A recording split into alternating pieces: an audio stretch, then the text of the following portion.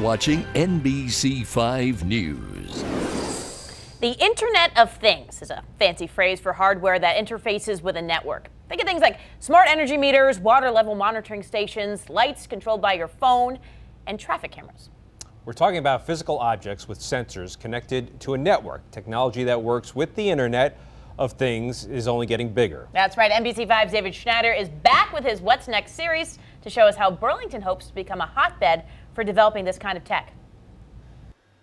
The founder of Burlington's ProLucid Technology is installing nodes for a special wireless network he's testing at Champlain College. They want to install about 5 nodes. Red lights, those are good. And that should cover about 3 or so square miles, mostly in the downtown area. It's a new kind of network for Burlington, using a wireless technology called LoRa. It can handle small amounts of data, about the size of a text message, but covers a greater area with better penetration than Wi-Fi and is cheaper to build and operate than a cellular network. You can cover a very large area with low-cost sensors. Right now, the network has 2 planned uses. One is in this parking lot right here, tracking whether spaces are vacant or occupied. And the second uses these sensors that get GPS data to indicate location.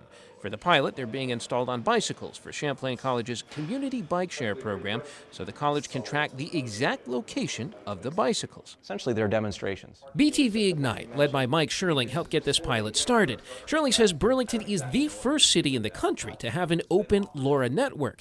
It's designed to service the growing Internet of Things, or Internet-connected devices. Sherling says this testbed presents a unique opportunity for the people of Burlington. An educational platform for new companies to build products on, to do research on. Really, the possibilities are endless. The cost for entry is relatively cheap. The sensors only cost a few dollars, and with the right one, Yesida says you can measure almost anything. You can install these on to track personnel.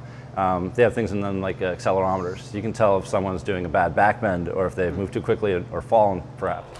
ProLucid and BTV Ignite think other inventors, businesses, and researchers will find countless uses for this technology and the data it can collect. And it allows makers and inventors to take these small sensors and put them together into a much more sophisticated system and take all sorts of calculations off of that and make a much smarter product. Once those patterns emerge, then you start making decisions that save money and save time and lead to new ideas. Sherling says while he hopes the pilot project yields some results, the open network itself is an important step for Burlington. How big a step remains to be seen. One thing leads to another thing, and it cascades into interesting places that we probably can't envision today. With What's Next, David Schneider, NBC5. So to get an idea of just some of the ways Yesida says Vermonters could use this system, maple sugar makers using buckets can set up a network in the woods to remotely monitor the fullness of the buckets and sugar content of the sap. Or the Weather Service can set up hundreds of thousands of monitors in rivers and lakes to track water height and other data with exact location. The possibilities, he says, really are endless. That's amazing technology.